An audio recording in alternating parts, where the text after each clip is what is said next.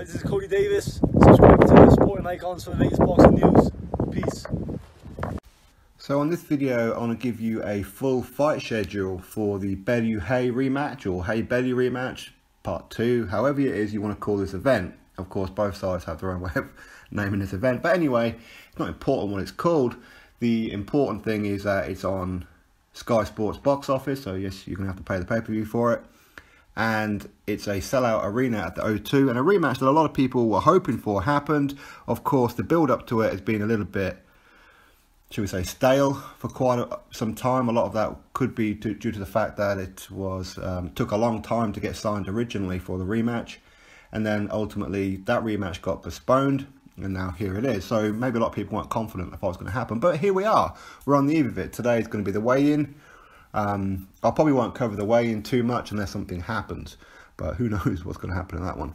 But anyway, so I'm going to give you a rundown of who's on the card, and it's a pretty decent card. There's a couple of guys here that I highly recommend. If you haven't seen them, check out these fights at a minimum, and I'll let you know which ones they are as we get through it. Now, of course, a lot of these guys, I don't know who they are, or I don't know who their opponents are, and without really looking, not too much point to it. Anyway, the opening fight will be a 4-rounder at middleweight, and this will be Money Powell IV against Mark Kramastotter. I think I butchered that one. I have no idea. Is he Danish or is he German? Don't know. Anyway, again, Money Powell IV. I don't know if that's his birth certificate name. No idea. But anyway, he's going to be doing the opening fight. Again, I don't know which ones of these are going to be shown on Sky. I don't know, maybe going to be shown over on Facebook or on the Sky Sports boxing app. So download that one, of course. If not, just subscribe to Sky Sports Boxing, and you better watch a lot of these undercards that are not going to be shown on the box office channel. Jordan Gill, and he's going to be fighting a 6-rounder at featherweight against Carl McDonald. Now, Jordan Gill is a very, very good, exciting fighter. I do like him. I like him a lot. In fact, he's supposed to be doing me a video intro. He hasn't got back to me yet. Anyway, check him out. He's very, very good.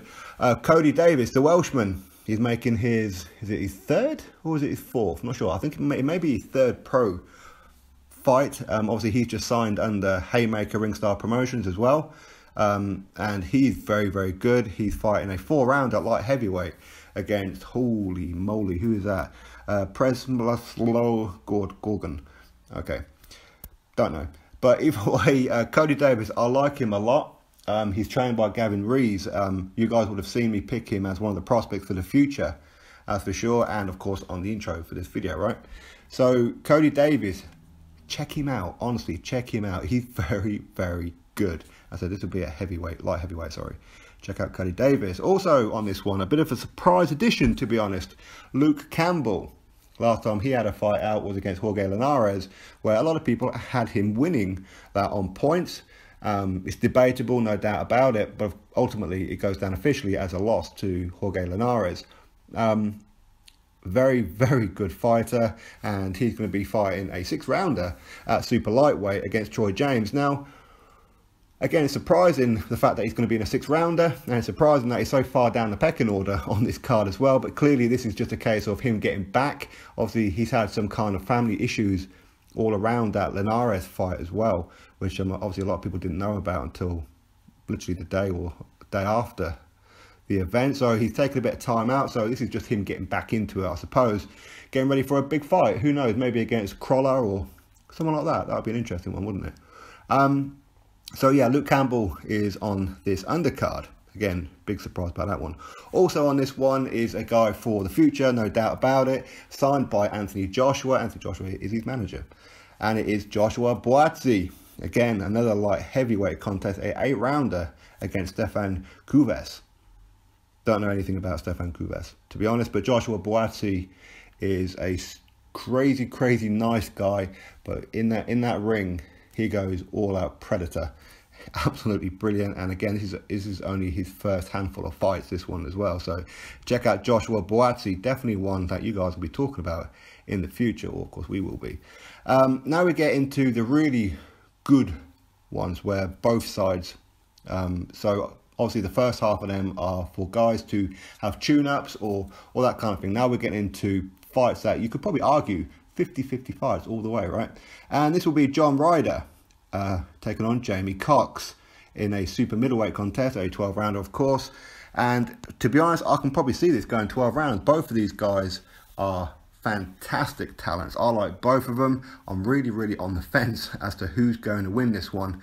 I'm really unsure, in all honesty. So I'm not going to make a prediction. I like both guys, so good luck to both of them. And looking forward to a very good fight. Check out John Ryder versus Jamie Cox. I think Jamie Cox's last fight, unless he's had a fight since, I'm not too sure, was his loss in the World Boxing Super Series to George Grove. So anyway, check out John Ryder versus Jamie Cox. Also, Martin Joseph Ward will be fighting James Tennyson. Again, another very, very good fight. I'm a huge fan of Martin Joseph Ward, Martin J. Ward even. And this will be a 12 rounder for the European and WBA Super Featherweight Championship. Martin Ward, for me, again, is another one of these guys who's going to be talked about a lot in the future. In fact, I might actually do a video on who I believe will be in the top pound for pound in like the next 5 years. Will make an appearance in the top 10 at some point. But anyway, so Martin Joseph Ward against James Tennyson. Check that one out. Also, we have Lenroy Thomas. Obviously, last time out, he had a rematch with Dave Allen. The fight got stopped in the opening round due to clash of heads where Dave Allen got cut just above the eye, and it was a very bad cut. So, yeah, he's taken on Joe Joyce. Again, you'll probably argue Joe Joyce is going to win that one, but who knows? I mean, Lenroy Thomas is pretty tough, and for him to take it, I don't know, is he cashing out? No idea. But it's a reasonably good fight, to be honest, and I picked Dave Allen to beat Lenroy Thomas in a rematch. In fact, I picked him to beat him in the first fight, and I stand by that anyway. I think he beat him on points. But regardless of that, he's still got the title, and Joe Joyce got the opportunity. Now, the winner of this fight will become the mandatory for the British title, which will be contested next weekend between Sam Sexton and Hughie Fury. Could we see Joe Joyce against Hughie Fury for the Commonwealth and British heavyweight titles? Not too sure, as they're very good pals, so don't know if they would actually fight, but hopefully they do. That'd be great, right? So anyway, Lenroy Thomas will be taking on Joe Joyce for the Commonwealth heavyweight title. So looking forward to that one. Also, Paul Butler, like him a lot. And this will be for the vacant IBF World Bantamweight Championship. This is one that Ryan Burnett had to vacate. Due to boxing politics, he had to choose WBA or IBF. Obviously, he chose WBA.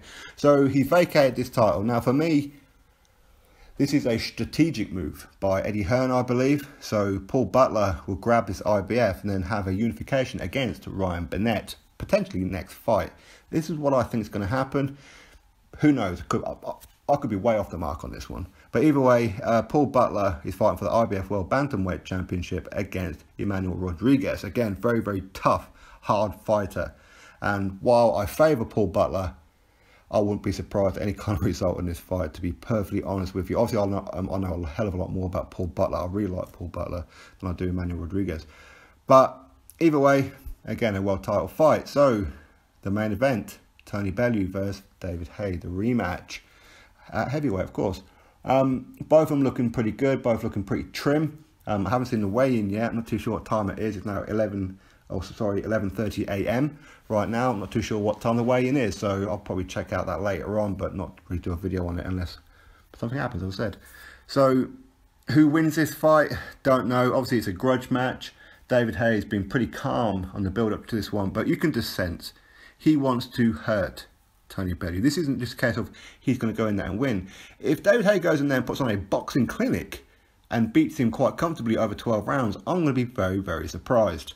I don't see David Haye doing that. In fact, I've never really seen him do that his entire career, so I don't see him doing it now. So if he does, I will be more shocked at that than a stoppage from one of them. Tony Bellew can stop David Haye, but for me, if he struggled to do it when David Haye was only on one leg and was a sitting duck really, then I'm not too sure if he can do it while David Haye is fully mobile. But who knows, maybe David Haye, because he'll have both of his feet working, may walk onto a big punch, so maybe he might actually be a little bit easier to hit.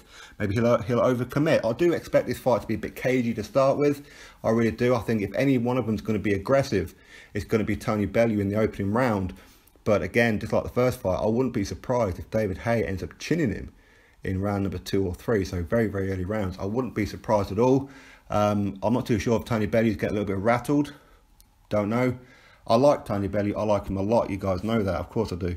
And David Haye was my favourite fighter for quite a long time, but the Haymaker 2.0 comeback, I felt nothing short of a publicity con. So I kind of fell out of him over that, to the point where he's actually blocked me on social media. Anyway, I'm not going to hold that against him. He's not the only one. So, yeah, I'm looking forward to this fight, of course. Hopefully, I don't know if you guys are going to go down the pub and watch it around a friend's house, you're going to buy the pay-per-view, or other means, don't know. But of course, I'm going to purchase it, as always, as I always do with Matchroom events, even though I'm not too sure that this is worth it. But no, it actually is purely for the undercard, because the main event, while it's exciting, I don't know, to be honest. I really don't know. I'm not going to get into it. I'm just going to look forward to the fight and the entire undercard. Tony Bellew versus David Haye. It could go either way. It is a 50-50 fight. Of course, people like me and a lot of you guys will still see David Haye as the David Haye who took on Nikolai Valuev at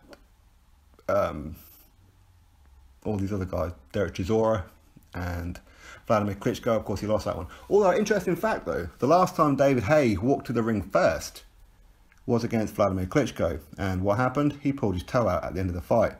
Is he going to do a similar kind of thing? Now he's going to be walking to the ring first for this fight. It's an interesting little fact for you. Anyway, drop your thoughts below, click the thumbs up, subscribe, and enjoy the event. Catch you next video.